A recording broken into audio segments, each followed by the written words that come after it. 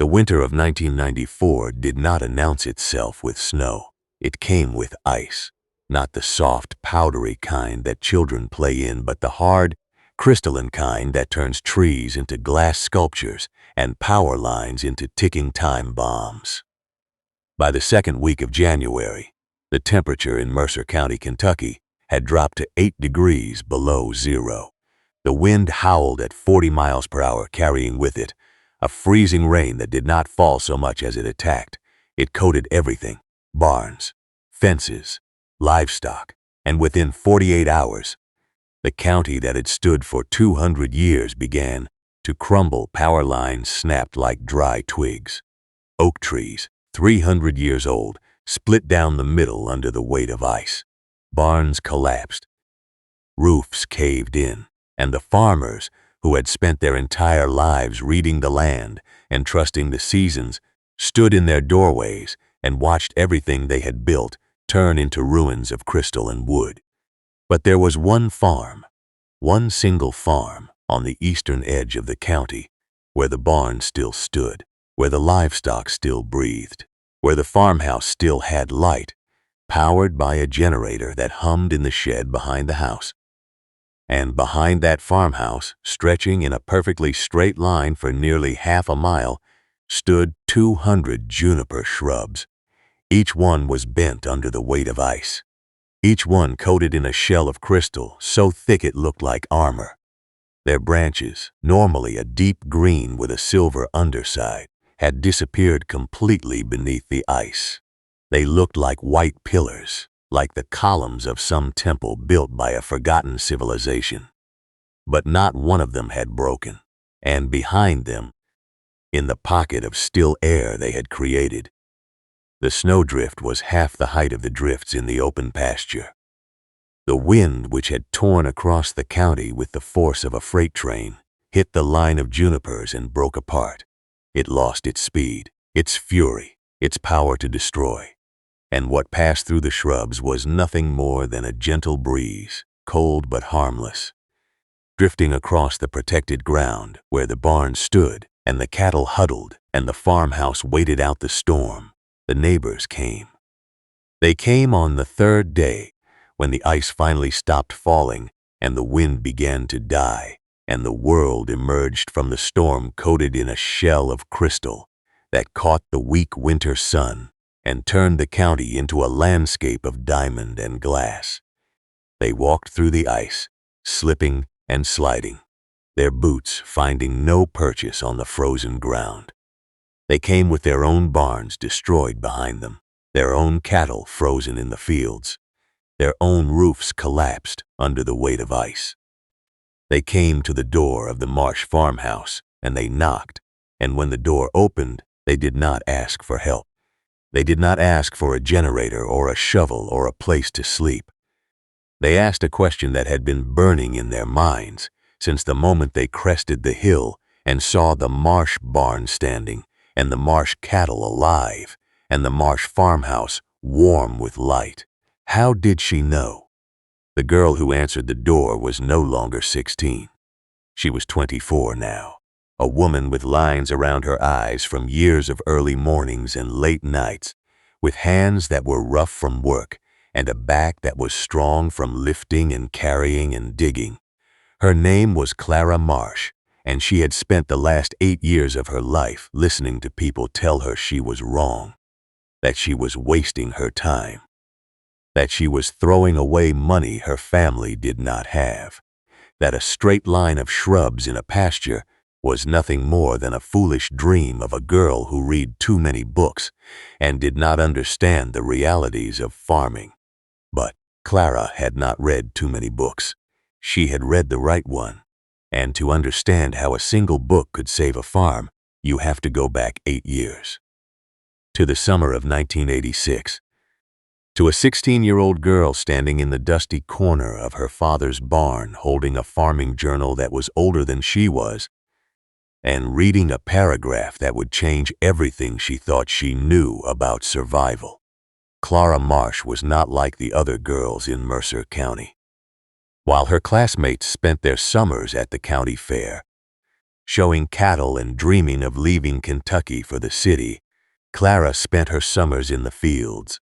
She woke before dawn to feed the chickens, carrying buckets of grain through the misty morning air. While the roosters crowed and the sun painted the eastern sky in shades of pink and gold, she mended fences in the afternoon heat, her hands wrapped in leather gloves, hammering staples into posts that had been set by her grandfather and his father before him. And in the evenings, after the work was done and her father had fallen asleep in his chair with the newspaper on his lap and the radio playing country music, she read everything she could find about farming. Old almanacs that predicted weather based on the phases of the moon, extension bulletins from the university in Lexington, printed on thin paper that yellowed in the sun. Books her mother had collected before she passed away when Clara was 9. And one evening, in a box of her mother's things that her father had never had the heart to throw away, buried beneath old photographs and letters and a quilt that smelled of lavender, she found it. A leather-bound journal with no title on the cover. The leather was cracked and faded, the color of old tobacco leaves. The pages inside were yellowed and fragile, the edges crumbling where they had been turned too many times, and written in faded blue ink, in a hand that was precise and careful, and obviously the work of someone who had spent a lifetime observing the land, were the notes of a farmer who had lived in the county 100 years before. His name was Elijah Vance, and he had spent his life trying to solve a problem that every farmer in Kentucky faced but few ever solved: the wind.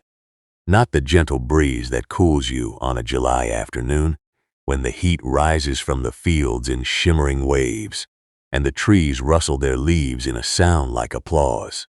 The wind that comes in winter. The wind that carries ice and snow and freezing rain across flat pastures with nothing to stop it. The wind that comes down from the Appalachian foothills in the east and rolls across the bluegrass like a wave, gathering speed and force as it crosses the open land. The wind that kills livestock by freezing them where they stand. The wind that collapses barns by building snowdrifts on their roofs until the weight becomes too much. The wind that turns a manageable snowstorm into a farm-ending disaster and an ice storm into a catastrophe. Elijah Vance had written about windbreaks, not the wooden fences that farmers built and rebuilt every spring after the winter tore them down. Living windbreaks, rows of shrubs and trees planted in straight lines, designed to slow the wind, to break up the snow, to create a pocket of still air behind them where a barn could stand and livestock could survive, and a farmhouse could wait out the storm in safety. And in one passage, written in a hand that trembled with age and experience, he had described something that Clara had never heard anyone in her county talk about: juniper shrubs. Not the tall trees that grew wild in the hills, the ones that reached 40 feet and provided shade in the summer. The low, bushy kind. The kind that farmers pulled out of their fields because they spread too fast and took over pastures and choked out the grass that cattle needed to eat. The kind that nobody wanted. The kind that everyone called a weed. Elijah Vance had planted 200 of them in a straight line across his northern pasture in 1892. He had bought them from a traveling nursery salesman who had laughed at him for wanting shrubs instead of trees. He had dug the holes himself, in ground so hard it broke 2 post-hole diggers. He had planted them in August in the heat of summer, when every farmer in the county told him they would die before the first frost, and in the blizzard of 1893, while his neighbors lost their barns and their cattle froze in the fields, and the county extension agent wrote a report about the worst agricultural disaster in Kentucky history. Elijah Vance's farm had survived. The junipers had bent under the snow. They had been buried completely, covered in drifts so deep that only the tops of the tallest shrubs were visible. but they had not broken. And when the snow melted in the spring, they stood up again, straight, unharmed, green and silver against the brown of the thawing pasture, ready for the next storm. Elijah Vance had written that the key was the straight line, not a curve, not a zigzag, a straight line precisely measured, with each shrub exactly 8 feet from the next. The straight line created a wall that the wind could not penetrate. It forced the wind up and over, creating a pocket of calm behind it. And the junipers, with their flexible branches and their deep roots and their ability to bend without breaking, were the perfect material for that wall. He had written one more thing, a sentence that Clara read 100 times, a sentence that she memorized and repeated to herself on the days when the work was hard and the mockery was harder. And she wondered if she was wasting her life on a dream that would never come true. The things that people call weeds today, Elijah Vance had written, are often the things that save them tomorrow. Clara read that passage 100 times. She memorized every word. She traced the faded ink with her finger, feeling the history in the paper, the wisdom of a man who had lived and died before she was born, but had left behind a gift that she was only now learning to unwrap. And then she made a decision that would define the rest of her life. She would plant 200 juniper shrubs in a straight line across her father's pasture. Her father, Thomas Marsh, was a good man, a quiet man, a man who spoke only when he had something worth saying and who listened more than he talked, a man who had lost his wife too young, when Clara was 9 and her mother was 34, taken by a fever that the doctor in Harrodsburg could not diagnose and could not cure, a man who had raised a daughter alone on a farm that was too big for one person and too small to hire help, who had taught her to drive a tractor before she could reach the pedals, and to mend a fence before she could hold the hammer with both hands. He loved Clara more than anything in the world. He loved her stubbornness and her curiosity and her refusal to accept the answer because that's how it's always been done. But when she came to him that evening, the old journal open in her hands, the pages trembling slightly in the breeze that came through the screen door, and told him what she wanted to do, he did not understand. They were sitting on the porch. The sun was setting over the western hills, painting the sky in shades of orange and purple and deep red, the colors of a Kentucky summer evening that no painter could ever truly capture. Thomas was whittling a piece of hickory, something he did when he was thinking, when he needed his hands to be busy so his mind could work. The shavings fell onto the porch floor in curls that looked like the wood was unspooling itself. Clara sat beside him, the journal in her lap, and she told him about Elijah Vance, about the blizzard of 1893, about the junipers that had saved a farm when every other farm in the county had fallen. Thomas listened. He always listened. He did not interrupt. He did not ask questions until she was finished. But when she finished, he set down his knife and he looked at the pasture, the northern pasture, the one that caught the full force of every winter storm, the one where the wind came down from the hills with nothing to stop it, where the snow drifted so deep in some winters that the cattle could not walk through it, where the barn sat exposed and vulnerable and dependent on luck to survive another season. "Clara," he said, and his voice was gentle, the voice of a man who had learned that raising a daughter meant choosing your battles carefully. "That pasture is for the cattle. We need every acre. We graze 40 head on that land, and in a dry summer, every blade of grass counts. And juniper shrubs, they spread, they take over. Your mother used to pull them out of the garden every spring, cursing their roots that went deeper than anything she planted." "Not if we plant them in a line," Clara said. She had thought about this. She had measured the pasture. She had calculated the space. "Not if we control them, and we don't have to use the whole pasture. Just the northern edge, a straight line. half a mile, 200 shrubs, 8 feet apart. It won't take more than 10 feet of width from the pasture. The cattle can still graze everything else. Thomas was quiet for a long time. The sun dipped below the hills. The first stars appeared in the darkening sky, and the crickets began their evening song, and finally he said, 200 shrubs cost money, Clara. Real money, money we don't have. Where would we get it? Clara had thought about this too. She had been thinking about it for weeks. Ever since she found the journal, ever since she read Elijah Vance's words and felt something shift inside her, something that told her this was not just an idea.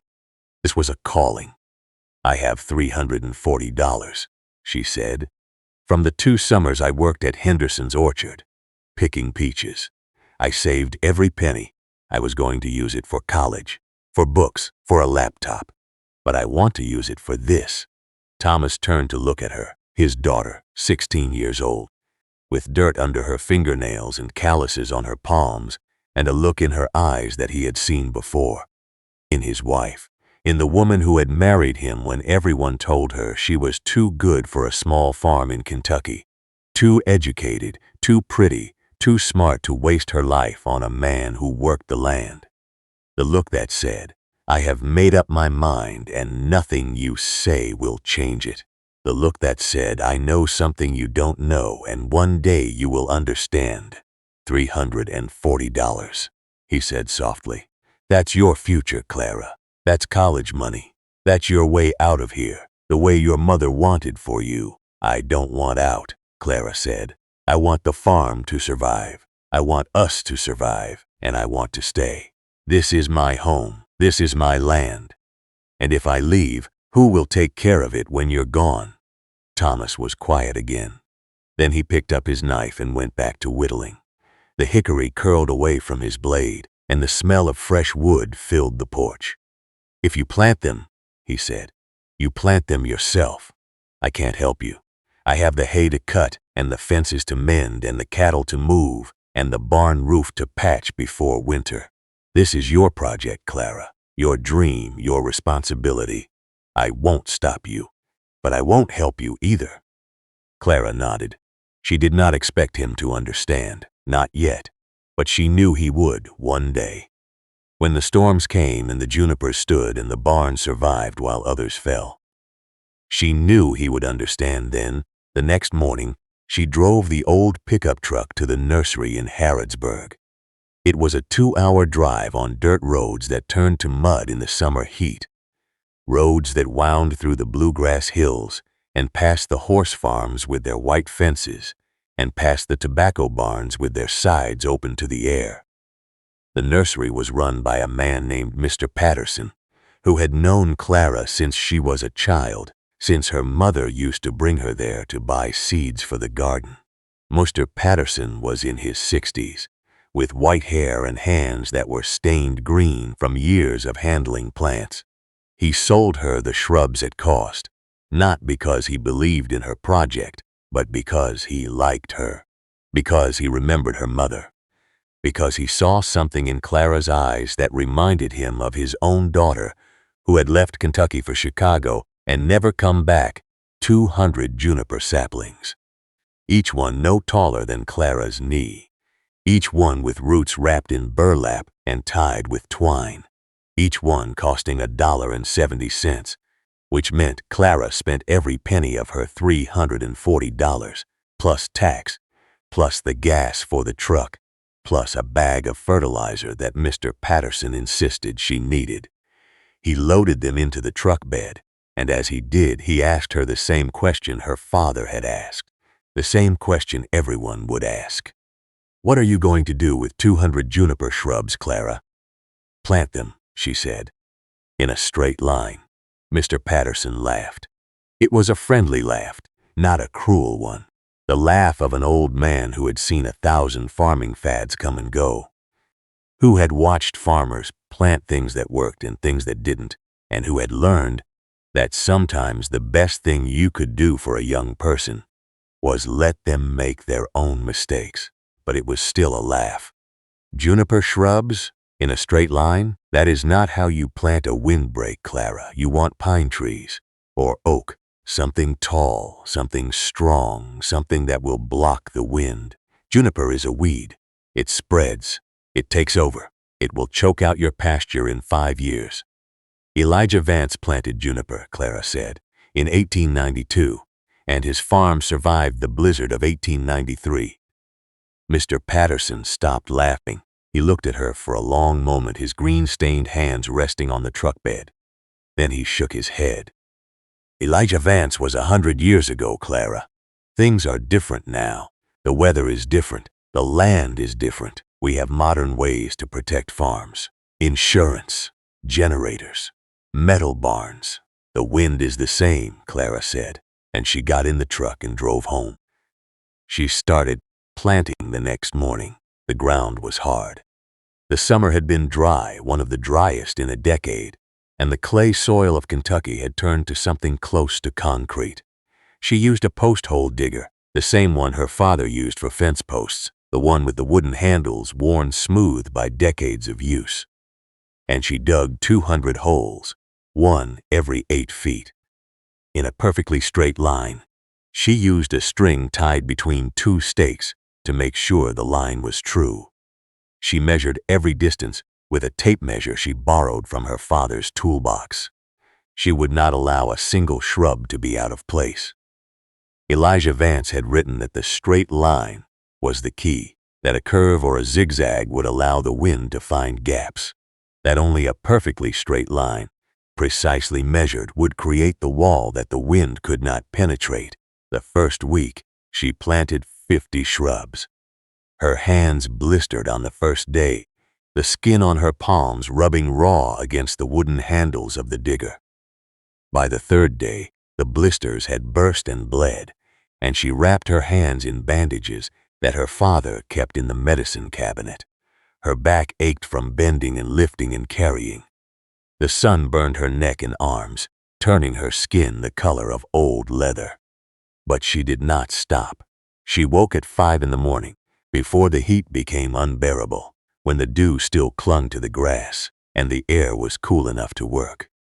She worked until noon, when the sun was directly overhead and the temperature reached 90 degrees and the clay soil baked in the heat.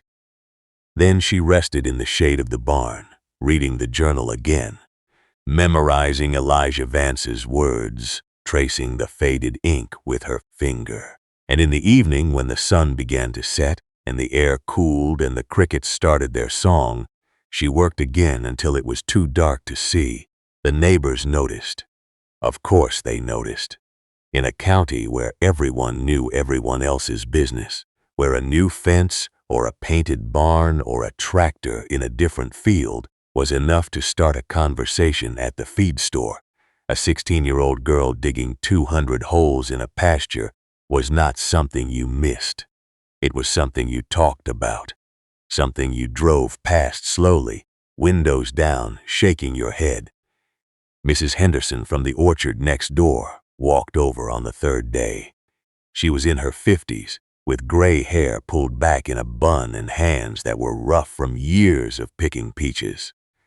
She stood at the fence line, her hands on her hips, and she watched Clara dig. The sun was high and hot, and Mrs. Henderson had a glass of lemonade in her hand that she had brought from her kitchen. "What in the world are you doing, Clara Marsh?" she asked. "Planting juniper shrubs," Clara said. She did not stop digging. The post-hole digger struck a rock, and she grunted with the effort of pulling it free. "Juniper?" Mrs. Henderson laughed. It was a surprised laugh, the laugh of someone who had expected an answer that made sense and had received one that did not. "You mean those weeds that take over everything? The ones that spread underground and pop up in the middle of your garden? Why would you plant weeds in your pasture?" "They're not weeds," Clara said. She set the digger aside and picked up a shrub from the pile beside her. She unwrapped the burlap from its roots, gently, carefully, the way Mr. Patterson had shown her. "They're windbreaks." "Windbreaks?" Mrs. Henderson shook her head. The ice in her lemonade clinked against the glass. Girl, you want pine trees for a windbreak. Or oak, something tall, something strong, something that will stand up to the wind, not weeds. Your father know about this? He knows. And he let you? Clara set down the shrub. She looked at Mrs. Henderson. Her eyes were steady. Her voice was calm. He let me. Mrs. Henderson walked away, still shaking her head. But she told everyone. At the church social that Sunday, where the women gathered in the basement with their casseroles and their gossip. At the feed store on Monday, where the men leaned against the counter and talked about weather and prices and the foolishness of youth. At the county fair the following week, where Clara's project became the main attraction. More interesting than the prize cattle or the pie contest or the tractor pull, by the time Clara had planted her 100th shrub, the entire county knew about the Marsh girl who was planting weeds in a straight line. They came to watch, the neighbors, the farmers, the old men who sat on the porch of the general store and passed judgment on everything from politics to planting. They drove their trucks to the edge of the pasture, and they sat there, engines idling, windows down, watching Clara work. Some of them laughed. Some of them shook their heads. Some of them called out to her, offering advice she did not ask for, criticism she did not want, opinions she had not requested. You want to plant something useful, girl. Plant corn. At least you can sell corn. Those shrubs will be dead by winter. Kentucky ground is too hard for Juniper. Your father ought to stop you before you ruin that pasture. That's good grazing land. $340 on weeds. My daughter would have bought a dress. Clara heard them all. She answered none of them. She kept digging, she kept planting, she kept measuring, and one by one, the juniper shrubs went into the ground. 200 of them in a perfectly straight line, stretching across the northern edge of the pasture like a wall of green against the coming winter. It took her 3 weeks. 3 weeks of blisters that turned to calluses. 3 weeks of sunburn that peeled and tanned and peeled again. 3 weeks of laughter and mockery and shaking heads and trucks idling at the fence line and voices calling out advice she did not want. But on the last day, when she planted the 200th shrub and stepped back to look at what she had built, she felt something she had never felt before. Not pride, exactly. Pride was too loud, too showy, too much like the voices of the neighbors who laughed at her. This was something deeper, something quieter, something that settled in her chest like a warm stone. The feeling of having planted something that would outlast her, that would outlast her father, that would outlast everyone who laughed at her. She walked back to the farmhouse that evening, her body aching, her clothes covered in dirt and sweat and clay, her hands wrapped in bandages that were stained with blood and soil. And she found her father sitting on the porch. He was whittling again. The hickory was almost finished, shaped into something that looked like a bird, a hawk with its wings spread. He did not look up when she sat beside him. But after a long moment he said, "You finished." "I finished," Clara said. Thomas set down his knife. He looked at the line of shrubs in the distance. In the evening light they looked small, insignificant. 200 tiny green dots in a field of brown and gold, barely visible against the backdrop of the hills. But they were there, they were growing, and they were hers. "I still don't understand it," Thomas said, "but I respect it." Clara smiled. It was the first time she had smiled in 3 weeks. "You will understand," she said. "One day, when the wind comes." The first winter came and went. The junipers survived. They were small, barely knee-high, and the snow buried them completely in the first storm, covering them in drifts so deep that Clara had to dig them out with a shovel in the spring. But when the thaw came, they stood up again, straight, unharmed, green against the brown of the thawing pasture. The second winter was harder. An ice storm in February coated everything in crystal. The junipers bent under the weight of the ice, their branches touching the ground, looking like they had been crushed. Some of the neighbors drove past and pointed and laughed. "Look at Clara's weeds. They're broken." But they were not broken. And when the ice melted, they rose again. Slowly, like old men getting out of bed, their branches lifting from the ground, their needles shaking off the water, their green color returning as the sun warmed them. The third winter brought a blizzard. 12 inches of snow in 12 hours. The wind howled at 50 miles per hour, driving the snow sideways across the pasture in sheets so thick you could not see the barn from the house. The neighbors lost a barn. A roof collapsed in town, killing 2 cows that had been sheltering inside. Power lines went down across the county. But the Marsh barn stood, and behind the line of junipers, the snowdrift was half as high as it was in the open pasture. The wind hit the shrubs and broke apart, losing its force, and what passed through was nothing more than a cold breeze. Thomas noticed. He did not say anything, but Clara saw him walking the line of shrubs one morning after the storm, his boots sinking into the snow, measuring the depth with his eyes. He looked at the barn, he looked at the shrubs, and he nodded. Just once, a small movement of his head, but it was enough. The years passed. The junipers grew. By the 4th year they were waist high, a solid wall of green that you could not see through. By the 5th year they were chest high, and the cattle had learned to shelter behind them on windy days, huddling in the pocket of still air that the shrubs created. By the 6th year they reached Clara's shoulders.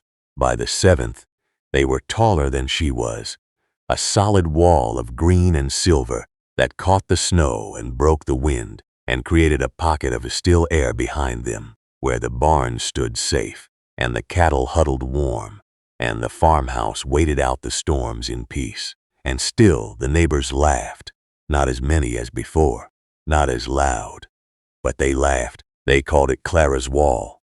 They called it the weed fence. They called it a waste of pasture and a waste of money and a waste of a girl's youth. They called it everything except what it was: a windbreak, a living wall, a gift from the past that Clara had planted for the future. Clara did not care. She had stopped listening years ago. She had gone to college in Lexington, studying agriculture, learning everything she could about soil chemistry and wind patterns and the science of survival.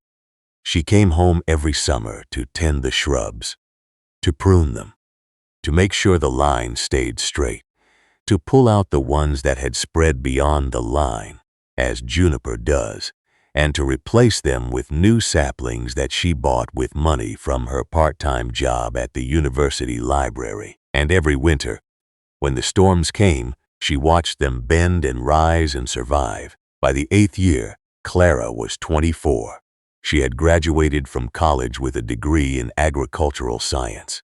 She had a job offer in Louisville, working for the Department of Agriculture, helping farmers across the state learn modern techniques for protecting their land. She was supposed to leave the farm, to start her life in the city, to become something other than the girl who planted weeds in a pasture, but she did not leave. Because in the second week of January 1994, the ice storm came.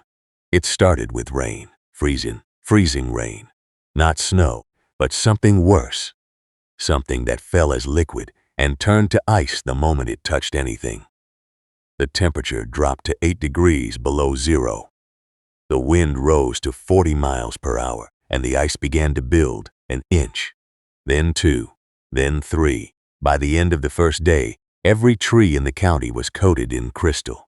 Every power line was sheathed in ice 1 inch thick. Every barn roof groaned under the weight. The second day was worse. The ice kept falling, the wind kept howling, and the county began to break. The power went out first. The line snapped with sounds like gunshots, echoing across the flat land, and the lights went dark in farmhouse after farmhouse. Then the phone lines went down. Then the roads. As trees fell across them, and power lines snapped and blocked every route in and out of town. Farmers tried to save their livestock, but the barns were collapsing, the roofs were caving in, and the animals, trapped inside, froze where they stood. Thomas and Clara were in the farmhouse when they heard the first tree fall. It was an oak, 200 years old, on the edge of the property. The ice had built up on its branches until the weight was too much, and it split down the middle with a sound like a cannon, a crack that echoed across the pasture and shook the ground beneath their feet. They ran to the window and watched it fall. Slowly, like a giant surrendering to gravity, crashing into the pasture with a thunder that rattled the glass in the frames. "The barn," Thomas said. His voice was tight with fear. "We have to get to the barn." They put on every piece of clothing they owned: boots, coats, hats, gloves. Scarves wrapped around their faces until only their eyes were visible, and they stepped out into the ice storm. It was like walking into another world, a world of crystal and glass. Every blade of grass was coated in ice. Every fence post was a silver pillar that caught the dim light and reflected it back in 1,000 colors. The wind cut through their clothes like knives, and the freezing rain stung their faces like needles. But they could see the barn, and they could see the line of junipers. The shrubs were completely buried in ice, not coated, buried.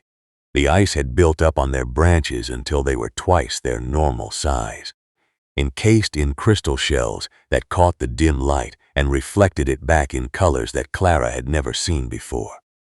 Blue and green and silver and gold, all mixed together in a way that made them look like they were glowing from within. They were bent. Some of them were bent so far that their tops touched the ground, their branches pressed into the snow by the weight of the ice. But they had not broken, not one of them had broken. And behind them, in the pocket of still air they had created, the barn stood. The roof was coated in ice, yes.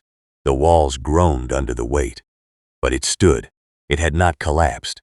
And inside the cattle were alive, cold, shivering, huddled together in the corner farthest from the wind, but alive. Protected by a wall of shrubs that the neighbors had laughed at for 8 years. Thomas stood in the doorway of the barn and he looked at the junipers. He looked at his daughter, and for the first time since she was 16 years old, he understood. He truly understood. "You knew," he said. His voice was barely audible over the wind, barely more than a whisper. "All this time, you knew." Clara did not answer. She was looking at the shrubs, at the ice, at the way the wind hit the junipers and broke apart, shattering into 1,000 pieces of cold air that lost their force, their fury, their power to destroy. She was looking at 200 shrubs that had cost her $340 and 8 years of her life, and more mockery than any person should have to bear. And she was looking at a barn that was still standing because of them. "Elijah Vance knew," she said. "I just listened." The storm lasted 3 days. By the time it ended, the county was unrecognizable. Trees lay across every road, their trunks split, their branches buried in ice. Power lines hung like broken necklaces from poles that leaned at impossible angles. Barns had collapsed into heaps of wood and ice. Their roofs caved in, their walls buckled. And the farmers, who had spent their lives reading the land, stood in the ruins of their farms and wondered how they would rebuild, but not at the Marsh farm. The barn stood. The cattle survived. The farmhouse, protected by the same line of shrubs that had shielded the barn, had lost power, but not its roof. And when the sun finally came out on the 4th day, turning the ice into 1,000,000 prisms of light that made the county look like a kingdom of diamond and glass, Clara walked the line of junipers and she counted them, 200, every single one. Bent, but unbroken. Buried in ice, but alive. Green beneath the crystal, waiting for the thaw. The neighbors came that afternoon. Mrs. Henderson was first. She walked across the ice-covered field, her boots slipping, her coat wrapped tight against the cold, her face pale and drawn from 3 days without heat or light. She stood at the edge of the juniper line, and she looked at the barn. Then she looked at Clara. "How did you know?" she asked. Her voice was different now. Not the voice of someone laughing. The voice of someone who had lost something and was trying to understand why. Clara smiled. It was a small smile, a quiet smile. The smile of someone who had waited 8 years for this moment, who had endured 8 years of laughter and mockery and shaking heads for this single question.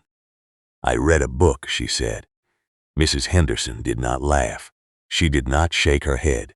She just stood there, looking at the line of shrubs, and then she turned and walked back to her own farm, to the ruins of her barn, to the cattle she had lost. And Clara knew that she would not laugh again.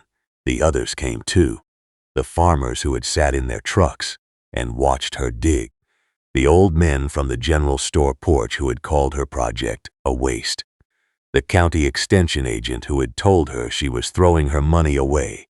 They came, one by one, and they stood at the edge of the juniper line, and they asked the same question, how did she know? And Clara gave them the same answer. "I read a book." Some of them understood, some of them did not, but all of them looked at the line of junipers differently now. Not as weeds, not as a waste, not as the foolish dream of a girl who read too much, but as something they wished they had planted 8 years ago, as something they wished they had known about, as something that could have saved their farms, their cattle, their livelihoods. Thomas watched them come and go. He stood on the porch with his daughter, whittling a piece of hickory, the same way he had done 8 years before on the evening when she told him what she wanted to do. But this time, when he set down his knife, he did not look at the pasture with doubt. He looked at it with something else, something that looked a lot like pride, something that looked a lot like wonder. "You saved the farm," he said. "We saved the farm," Clara said. "You let me plant them. That was the hard part." Most fathers would have said no. Thomas was quiet for a long time. The sun was setting, turning the ice into gold and orange and red, colors so bright they hurt to look at. The line of junipers glowed in the light, 200 crystal torches standing guard over the land they had been planted to protect. "I'm sorry I doubted you," Thomas said. "You didn't doubt me," Clara said. "You just didn't understand. There's a difference. Doubt is when you think someone is wrong. Not understanding is when you don't know if they're right. You gave me the chance to prove it. That's more than most people get." Thomas nodded. He picked up his knife and went back to whittling, and Clara sat beside him, watching the sun set behind the line of junipers, knowing that she had planted something that would outlast her. That would outlast her father. That would outlast everyone who had ever laughed at a 16-year-old girl with a book in her hands and a dream in her heart. The junipers are still there. If you drive down Route 68 in Mercer County, Kentucky, and you look to the east, you will see them. 200 juniper shrubs in a perfectly straight line, stretching across the northern edge of the Marsh farm. They are taller now, taller than the barn, taller than the farmhouse. Some of them have spread beyond the line, as Juniper does, and Clara's children help her prune them every spring. She has 3 now, 2 girls and a boy, and she reads to them from Elijah Vance's journal, the same journal she found in her mother's box, the same journal that changed everything. But the line remains. Straight, true, unbroken, and every winter, when the ice storms come and the wind howls and the snow piles up against the hills, the farmers of Mercer County look at that line of shrubs and they remember. They remember the girl who planted them, the girl who read a book, the girl who spent $340 in 8 years of her life, building something that nobody believed in. They do not laugh anymore because they know. They know that some things take time to grow, that some knowledge comes from books that are older than we are. that the things people mock today might be the things that save them tomorrow, that a straight line of 200 juniper shrubs planted by a 16-year-old girl on a hot summer day can become the wall that stands between a farm and destruction. And they know that behind that line of shrubs on a farm in Kentucky, there is a barn that still stands. There are cattle that still breathe.